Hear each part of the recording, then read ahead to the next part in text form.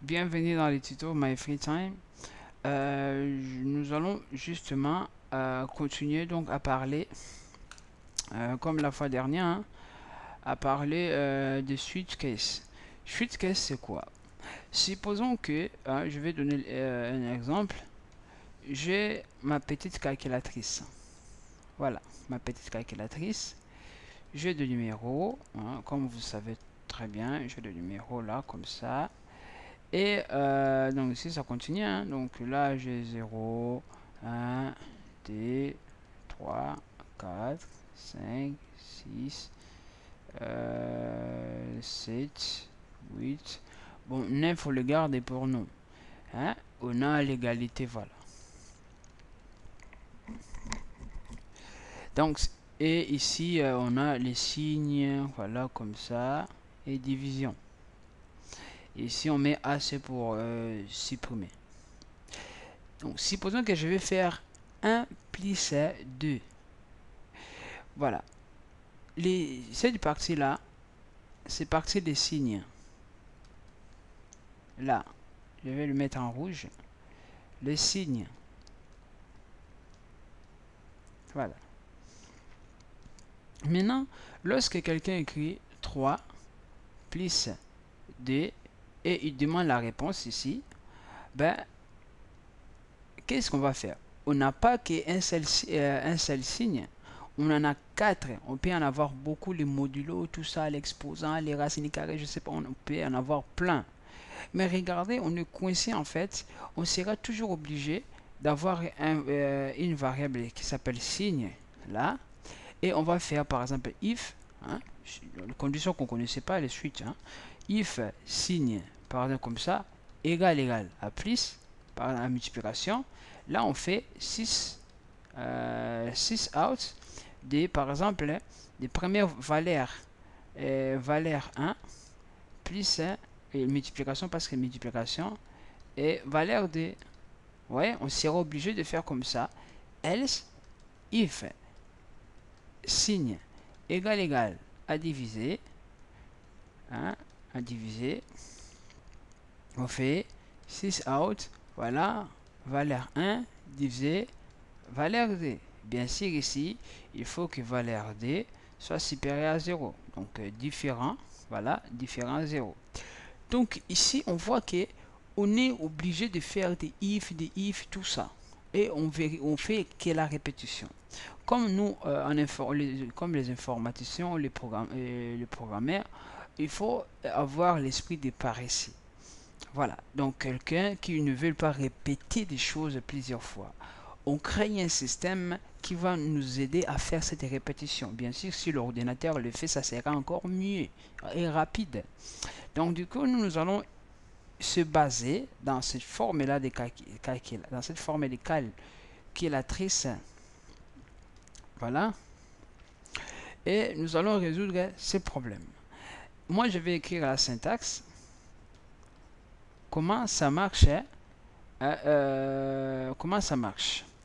Alors, suite, c'est un système ou une fonction qui prend au paramètre le cible. Nous, on veut que notre cible soit égale. Là, je dirais cible égale à signe. Voilà. Là, on met cible. Hein? Cible. Normalement, il y a un deux points. Dans d'autres langages, en tout cas, il y en a i, il y a in. Voilà. Et après, on va traiter les cas qu'on écrit qu'est-ce de cette façon-là. Dans d'autres langages, on met les accolades. Voilà, comme ça, accolade. Parce que c'est vraiment une fonction. Voilà, on met les accolades. Et à l'intérieur, il y a les cas. On dit que si, premier cas, donc là, on travaille avec les signes. On dit que si le signe est égal, là, hein, K, c'est comme si égal. Hein, qu'est-ce, c'est comme égal. On compare les signes là, les cibles, pardon, avec cette vérification. Si le cible est égal à cet élément-là, je vais faire les points d'interrogation là. On fait quoi? On fait l'action. Action 1. Deuxième cas, vous voyez ici, on n'a pas à faire if, else. Si là, le signe, le cible égale à ce deuxième cas-là, ben, qu'est-ce qu'on fera? On fera action 2. Etc. etc. À la fin, on a ces cas défauts. Voilà, on peut le faire. Ça, je vais faire comme ça pour dire que on n'est pas obligé hein, de le faire, de l'écrire. Voilà. Mais il y a déjà un souci. Pourquoi?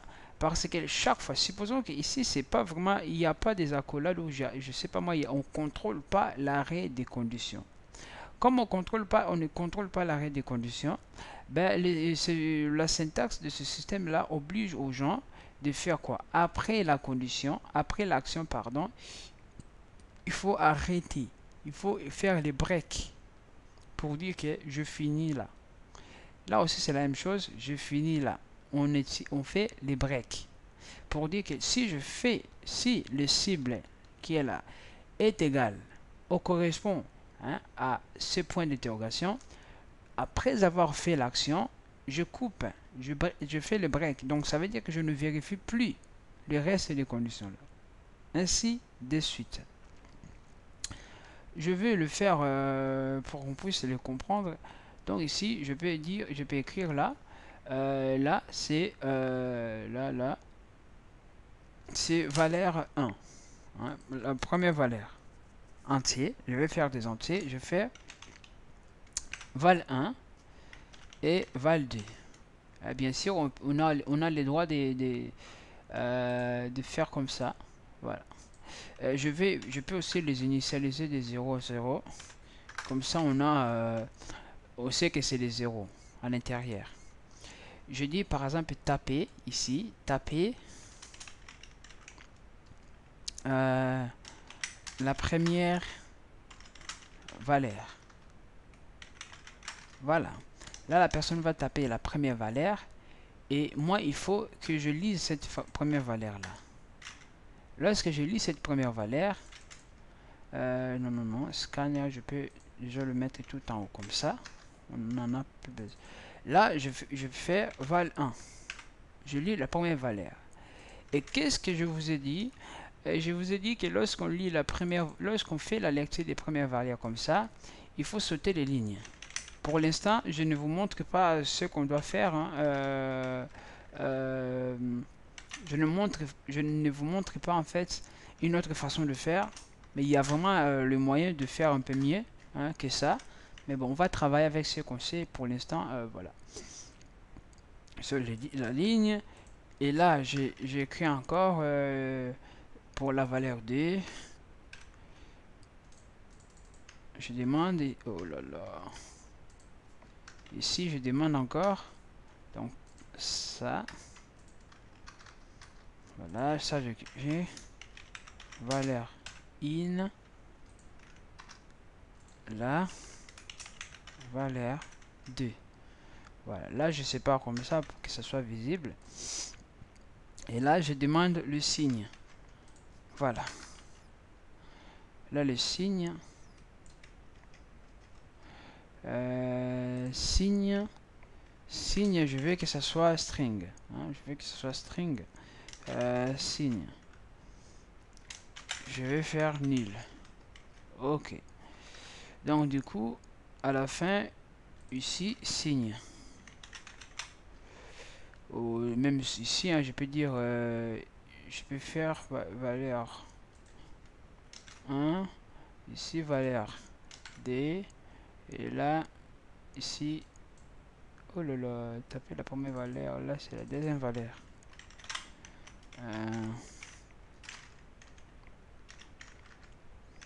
Deuxième valeur, ok. Taper le signe. Ok. Là, je vais faire signe. Là, signe. Signe c'est next line. Ok.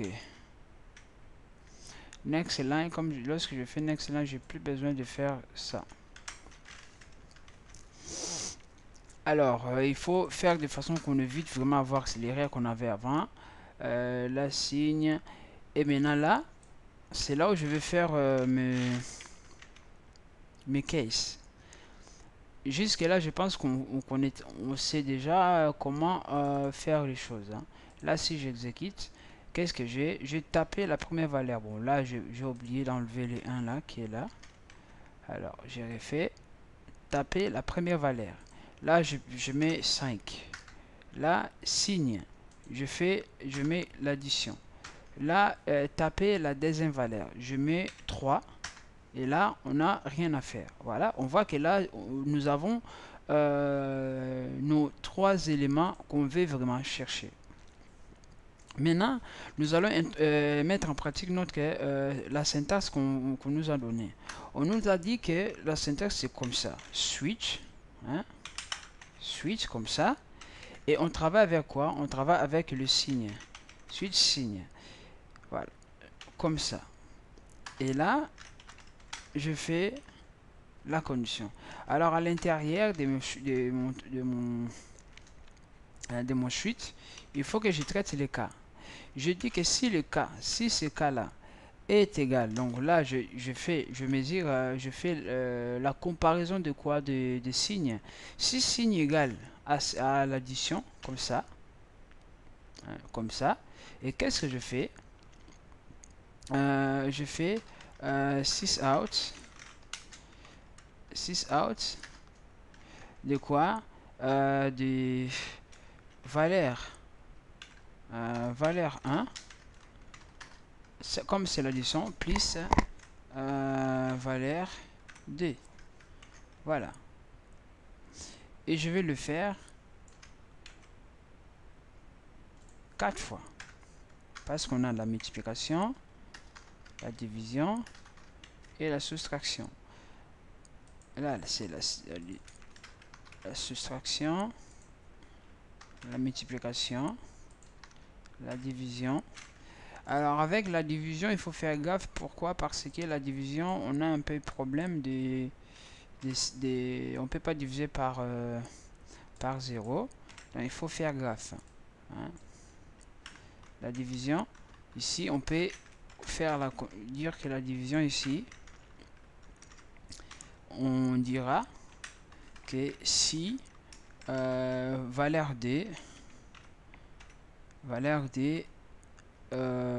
est supérieur et différent à 0, là on peut faire la division. Voilà. Sinon, qu'est-ce qu'on fait? Sinon, else, on fait 6 out, on gueule, hein.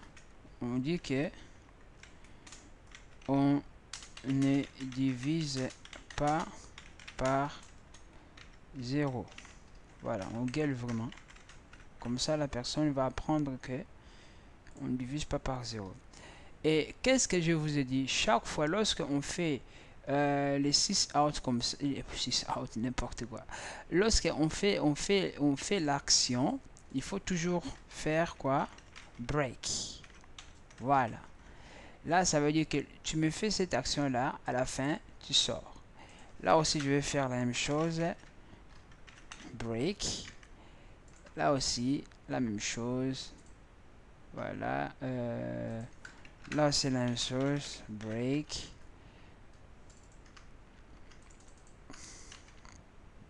Et là, à la fin, break. Et donc, supposons que la personne là, le signe que la personne a choisi n'existe pas ici. Bah, comme le signe n'existe pas, on va appliquer le système qu'on appelle défaut. On peut le laisser comme ça. Si on laisse comme ça, voilà, on dit que défaut, comme ça, on écrit juste défaut comme ça. On peut renvoyer l'erreur en disant que 6 out, le signe choisi ne correspond pas Voilà. On renvoie ce message là. Et on peut faire directement aussi break ou page. Bon, en tout cas, on fait comme ça. Je vais exécuter mon programme. Je ne sais pas si vous avez compris. Parce que là, je fais quand même un peu un truc que j'aurais pu vous le demander comme exercice, mais bon. Là, j'exécute. Ici, il me dit taper la première valeur. Je mets 2. Taper les signes. Je mets plus. Taper la deuxième valeur. Je mets 3. Regardez, il me donne la réponse 5. Je fais taper je mets 6. Signe, je mets diviser. Deuxième valeur, je mets 2. Il me met 3. Donc 6 divisé par 3. Et 6 divisé par D, ça donne 3. Je fais la division maintenant avec 0. 6. Je choisis diviser. Et je mets divisé par 0. Là, qu'est-ce qu'il me fait? Il me renvoie, on ne divise pas, on ne divise pas par 0. Voilà, on voit que notre système fonctionne vraiment très bien. Là, je viens de faire le calculatrice et la calculatrice. Voilà, juste avec des conditions ci là. Bon, bien sûr, je fais ces trois façons, je fais ces trois manières, je fais ces trois scanners de cette façon-là. Pourquoi? Parce que je voulais qu'on puisse vraiment voir, comprendre en fait, nous rappeler en fait de ce que je vous avais dit là, lorsqu'on lit une ligne, juste un entier ou un caractère, il faut faire quoi? Sauter la ligne, ou lire les restes des éléments qui restent pour ne pas, comment dirais-je, pour ne pas provoquer cette erreur là lorsqu'on va vouloir lire encore une ligne. Voilà, c'est pour cela que j'ai sauté ici une ligne. Alors j'aurais pu faire en faisant comme ça. La personne, lorsque je demande comme ça, voilà, la personne va écrire juste 1 plus 5. Voilà, ça peut aussi marcher. Donc ici ça ne marchera pas. Pourquoi? Parce que j'ai vraiment sauté la ligne. Si j'avais enlevé ce système là de sauter les lignes, ben là ça allait marcher. Donc si je fais comme ça, là j'enlève celui-là, j'enlève celui-là, j'enlève taper, je saute plus la ligne. Là signe, signe comme c'est ligne, il va lire, bon, là ça ne marchera pas. Signe, il va lire next line, là ça ne marchera pas. Donc si je fais entier comme ça, là ça pourrait quand même marcher. Et voilà, là ça pourrait marcher. Ça pourrait marcher bien sûr si j'écris de cette façon là. Là j'écris des plus. Bon là je vais pas écrire plus, je vais faire comme ça. Et là signe, les signes choisis ne correspondent pas bien sûr. J'ai fait taper la valeur, je lis next entier, après je lis next entier, et les lignes je lis les restes des lignes. Voilà, c'est pas du tout gagné en tout cas, mais bon. Voilà. Si je fais comme ça, ça marchera pas. Voilà, j'ai les réactions. Voilà, c'est pas du tout gagné. Donc la première façon de faire, c'était quand même mieux. Je vous dis. Donc l'apprentissage les switches. Voilà, de toute façon, il y aura des exercices vraiment qui va vous obliger à utiliser des switches de cette façon-là. Voilà. Alors je voulais juste avant de finir, de se poser la question. Maintenant si comment dirais-je? Non, ça je le laisse aussi pour le TP. Donc on se donne les rendez-vous dans les prochains cours. À bientôt.